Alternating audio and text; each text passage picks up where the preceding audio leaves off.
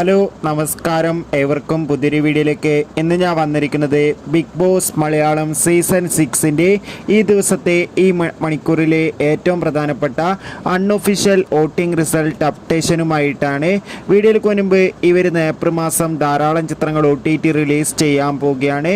നമ്മുടെ ചാനൽ ഭാഗം പരിശോധിച്ചാൽ നിങ്ങൾക്ക് കാണാം, ശക്തരായ 9 മത്സരാർത്ഥികളുടെ വമ്പൻ പോരാട്ടമാണ് ഈ ആഴ്ച നടക്കുന്നത്.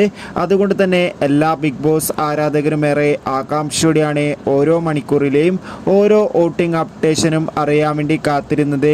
ഇപ്പോൾ ഏറ്റവും പ്രധാനപ്പെട്ട വോട്ടിംഗ് അപ്ഡേഷൻ പുറത്തുവന്നിരിക്കുകയാണ്.